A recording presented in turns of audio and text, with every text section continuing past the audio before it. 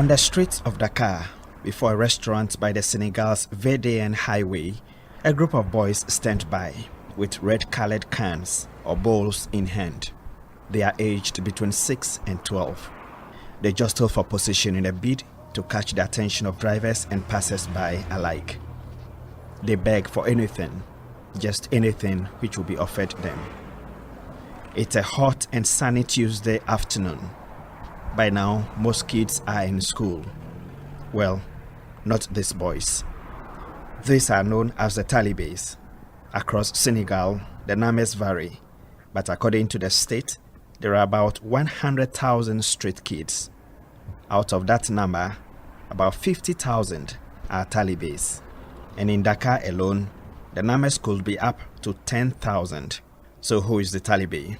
Seydi Gassama is head of Amnesty International Senegal and a vocal advocate for child rights. The phenomenon of Talibe is linked to the Quranic teaching in Senegal and in many West African countries, especially countries like Senegal, Gambia, Guinea-Bissau, Mali, and Mauritania. It can go far beyond to Côte d'Ivoire, countries like Côte d'Ivoire. It's rooted in the culture of these countries. It has been done in the past without respecting the right of the child. It was considered at the school to teach hardship to the children, not only to teach them the knowledge of Al-Quran, but also to teach them hardship, how to live in hardship and become a strong man. So it's worked like that for maybe centuries. The often red bowl carried by a Talibe marks him out on the street. They move from shops to shops, some to homes, while others chase cars to beg from drivers and passengers. Seeing me approaching, one boy rushes to me, and once I dipped my hand into my pocket to hand out a coin, two others rushed over. They look dirty and are in tattered clothing. Some have scars on their head, hands, and legs. One tells me he came from neighboring country, Guinea.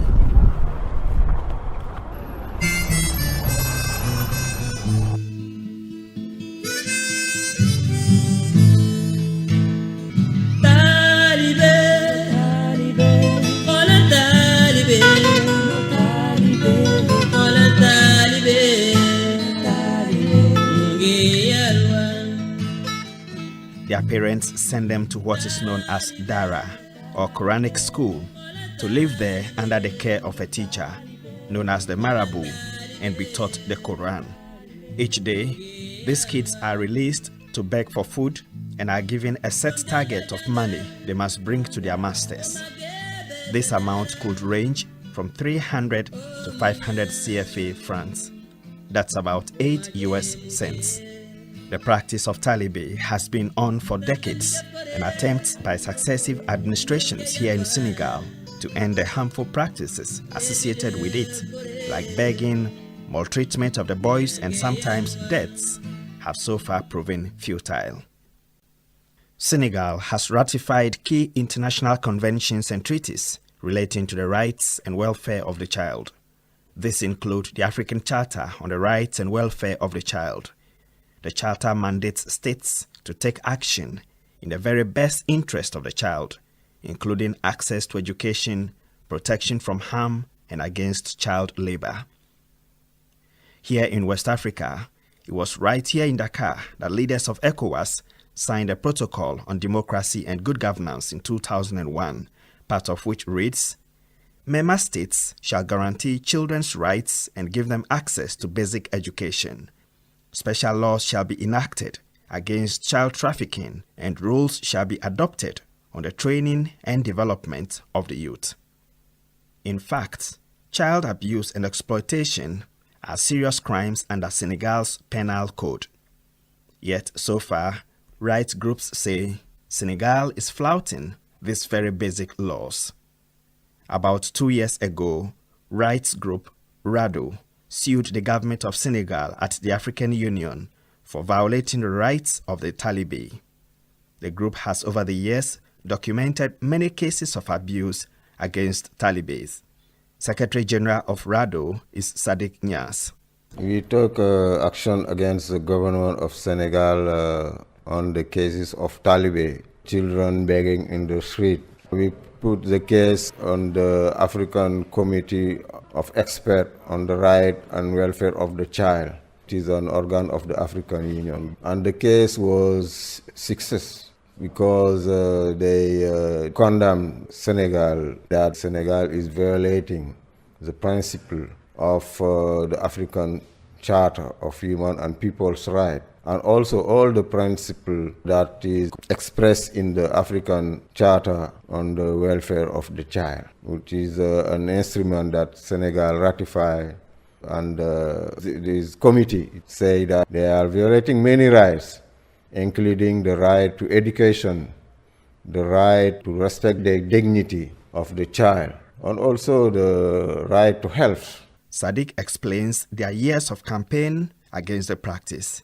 We see this wrong because it is since a long time, since the former regime of Senghor, Abdou Diouf, Abdoulaye Wade, the situation is still the same. You see 1,000 and 1,000 children in the street, even in the night time, they are begging. And also the treatment of the children is not very well good to see. This is violate also the right of the children to education.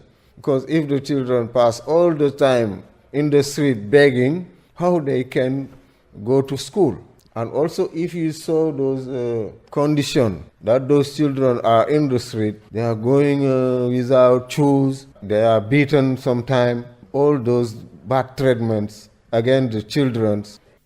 Saidi Gassama of Amnesty International, whose body has been researching the Talibe, shares some of the atrocities the boys are subjected to. Many. Sexual exploitation, violence, abduction, even drug trafficking. Yes, many of children have been used to sell drugs. They're exposed to any kind of violence, without any protection. So we simply can't shut our mouth and stop asking the state to ask. We cannot.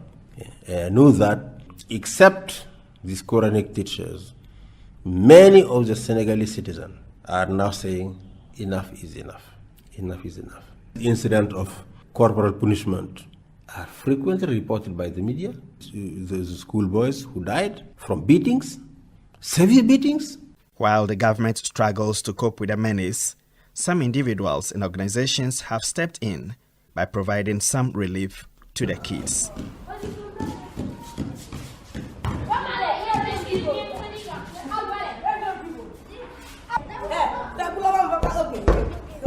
I have come to the Hale Borombi, or the Child of God Center in Dalifort, a suburb of Dakar. It's about 9 a.m. and already about 10 boys who have finished their early morning round of begging have come to this center for breakfast. The center provides them food and clothing and takes care of their injuries. I've come here to meet Ahmed and Musa Ndo. Musa comment? No. Musa Ndo. Ahmed, no. No. How old are you? Yen. He said 1. They don't know And the you? age. Yo, nyata. Man. Nyat lam. He said he's 2. I think he's 8. Yeah. And he can be 6. 6 years. Yes. How long have they been here? Him 4 years, but him 2 years. This one has been here for 4 years. Yeah, 4 years. Yeah, Musa, yes, for 4 years. Yeah, brother. Where is his family? Yeah. At the village. Salum. At Salum.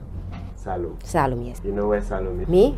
I don't know where Salum is, but they call that village Hamdalai. Ahmed, ça va? Okay. Nadef? Mandi. If he lives here today, where is he going this morning? Dari. Dama nelaw ba si yag. Ba si kanam. So he said he wake up early in the morning. They learn the Quran. After that, they wash dishes. And then after that, they go out beg. How much is he expected to bring home? 300. 300. Yeah, 300, yeah. So he already got today's 300. Wow. Yes, he already got 300. So for the rest of the day, what will he be doing? When they live here, they learn the Quran. After that, they play a little bit, and after that, they have to go beg for lunch. For lunch too? Yes, they beg for, like, if they don't have breakfast, they beg. Lunch, they beg. And dinner, they beg. They don't cook at the dara. They have to beg for everything. How do people treat them when they try to beg from them? He said, like, the people tell him, I don't have anything today, or if he have something, he's just going to give them what he have. How about the vehicles when they are crossing the roads, begging, and are they not afraid of the dangers this pose to them? So he said it's not safe to cross. Mbayang is a lady who you heard there translating the voice of the kids. She's been attending to these kids for almost 10 years at this home. Each weekday, at least 20 boys walk in here to be fed and cared for. Sometimes the numbers rise up to 50 in a day. She tells me more. My name is Mbayang Lah, and I work here at the center since 2008. When I come in the morning, I give the boys breakfast. I make sure that they take shower. When they get sick, we have some medicine here that I give them first. But if it's kind of like a bad sickness, I take them to the doctor to take care of it, I cook food for them, like on Thursday. They stay all the day here. They have lunch here, so I cook for that day. Earlier you were talking about them turning up with sore or injuries on their bodies. How often do they come here with cases of injuries on their body? Like every day. Every day, a boy come and said, to take care of his body like that. So it's every day. So every day they come in here, they take shower, they change clothing? Yeah, they change clothes. We wash the clothes. We have a washing machine, here, and we wash the clothes. And then they have clean clothes, so if they take shower, they can change the clothes. How do you run this place? How do you get all the resource to take care of the children, the clothes? The clothes, it's donation. A lot of clothes here. Some people give us clothes for the boys, And the food, the Baptist church, they are the one who bring money every month. Senegal prides itself as one of the shining examples of democracy and rule of law on the African continent. The practice of Talibe survived years of attempts by the state to ban it. All the attempts failed because of religious and traditional resistance. Last year, President Macky Sall announced a ban on the practice of begging on the streets by the Talibes. It was to take immediate effect. Months down the line, the children are still on the streets. Seidi Gassama of Amnesty International says the problem of the lack of political will is worsened by threats from religious leaders, and Senegal is a Muslim-dominant nation with powerful caliphs or religious leaders, without whose blessings no candidate wins the presidency of this country. The teachers are probably thousands in this country. They have close ties with the caliphs or the main brotherhood of this country. And every attempt to regulate the schools has been labeled as a fight against the religion, the Muslim religion.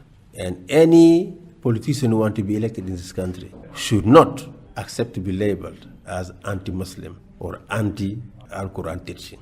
So it's very difficult.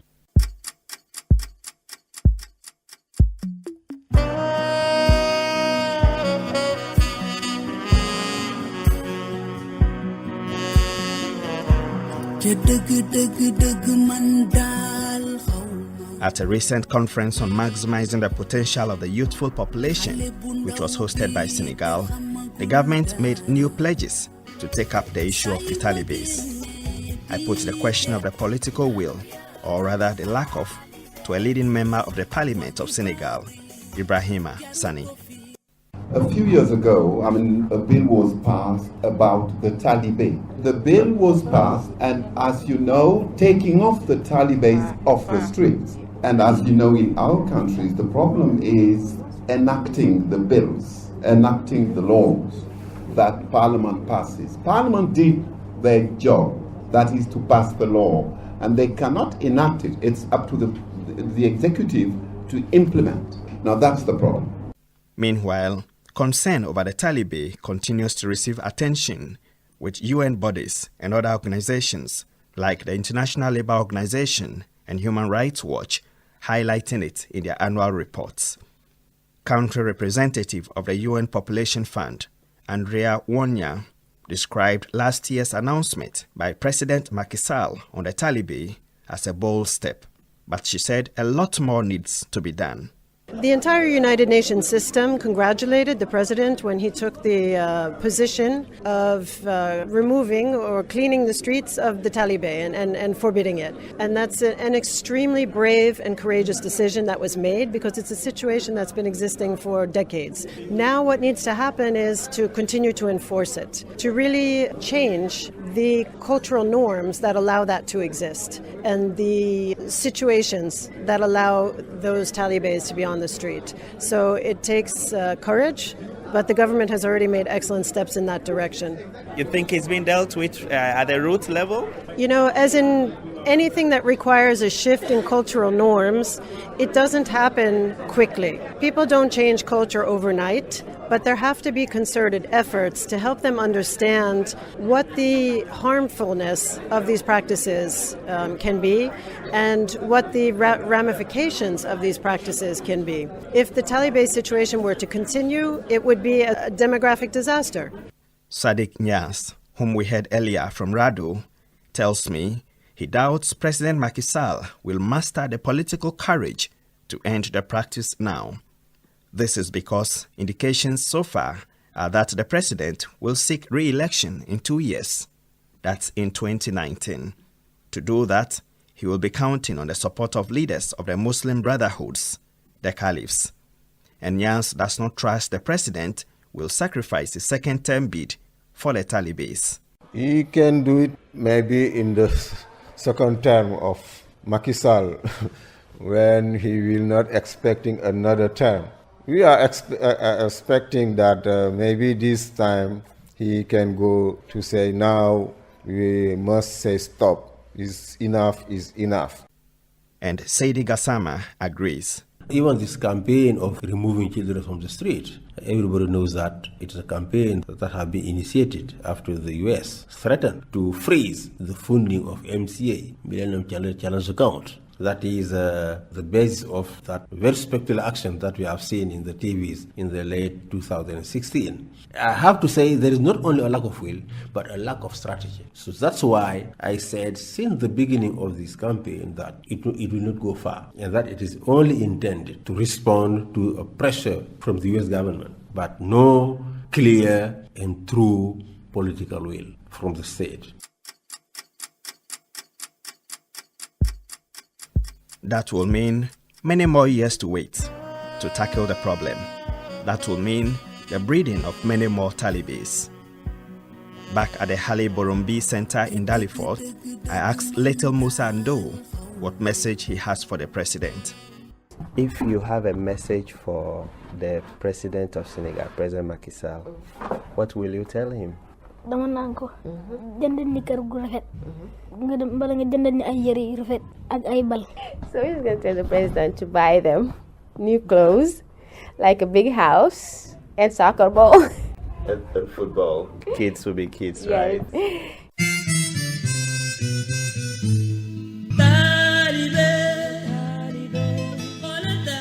This is a project supported by the Media Foundation for West Africa and IBIS Ghana. Benjamin Tete, West Africa Democracy Radio, Dakar, Senegal. Talibe.